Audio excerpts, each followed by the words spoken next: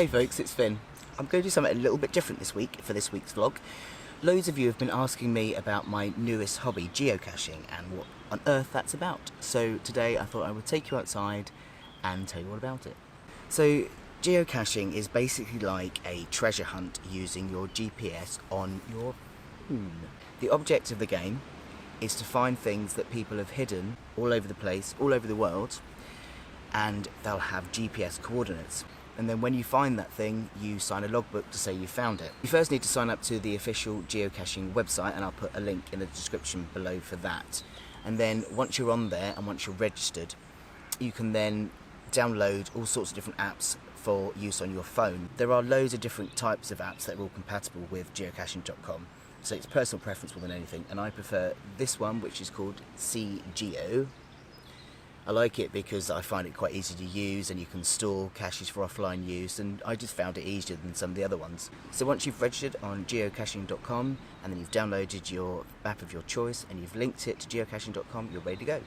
And what you'll get on this app is you get a list of all the geocaches in your area, and then by using this you can click on one and it'll give you compass directions or walking directions, driving directions, all sorts. So it works a bit like Google Maps but integrated into different caches. The caches themselves come in all manner of shapes and sizes, anything from a teeny tiny little nano cache, which will contain a tiny logbook that you have to get out with tweezers, to small film canisters, Tupperware boxes, even bigger than that, and also objects that are hidden that look like natural objects but are actually geocaches. Exciting. Now, the main object is to sign that log, so say you've been there, you found it, etc. But also there's additional fun in geocaching.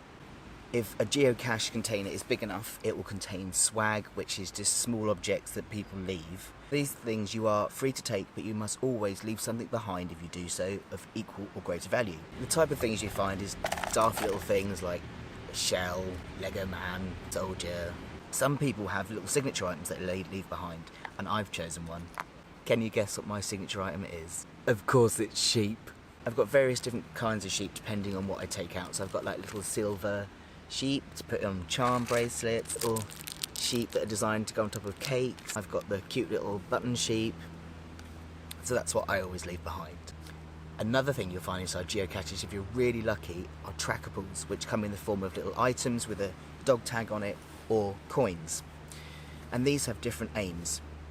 When you find them, they'll have a tracking code, and you can go on the geocaching.com website and you'll bring up the mission for your particular trackable. Sometimes it's just to travel the area from cache to cache, sometimes they want to get abroad, sometimes they want to go to places beginning with certain letters. They're all different sorts of missions.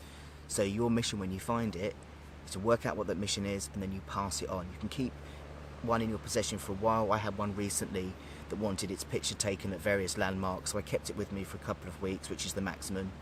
Took it with me, had my picture taken with it at various landmarks, uploaded it to the website, and then passed it on to another cache when the time was right. You can see there's loads of fun to be had, not just finding Tupperware in the woods, you're actually finding like little items to swap and keep, and missions to send trackables on, and so forth. So it's all really, really good fun. I got into it because of the whole Pokemon thing, because that alerted me to this idea of a treasure hunt, which I thought was really cool, but I was a bit anti-Pokemon because although it was getting people outside, you're still connecting to the world via your phone, so there was like pretend monsters that were superimposed into the world and all of that. Whereas this, you use your GPS on your phone to get yourself somewhere, but then you're exploring, you're climbing in bushes, up trees, or whatever it is to find a geocache. So you're still in the world, and I liked that. And I'm an outdoors person anyway, so having something extra to do outside and I get to play is amazing. And it's funny because it's challenged like some of my social anxiety, because sometimes you have to kind of like be in the most strangest of places and you get people looking at you and you're trying like not to get caught looking for this geocache. And I'm absolutely loving it. It's so good fun. I've got my own geocaching kit. It's good to have one. It's good to have things like sting repellent for a start, because you're always in brambles, and having things like tweezers and so on, and you'll gradually get your kit together as you go on. So, shall we go and have a look for a geocache? So once you've got your app up and running, you can have a look for a geocaching area, pick one and off you go. So today, I picked one called Don't Beat Around the Bush, When you go onto that, it will give you a little description of the cache, and it will give you a little hint as well. You can also look at the logbooks of other people that find it for additional hints and to see if it's been found recently. And then you do one of two things. You either hit the button that says directions and it will take you directions, walking, cycling, running, whatever, or instead you can hit the compass like this, and then you simply just follow the compass. What I tend to do is hit the walking directions until I'm relatively close, and then I switch to the compass view. Okay, so I've now hit within 30 meters of it, so it's time to switch from walking directions to this compass direction. So you simply, if you can see this compass, follow in the direction the arrow is going, and you'll see that it's going down accordingly, so you know you're heading in the right direction, and you know that the GZ, geocache zone, is close.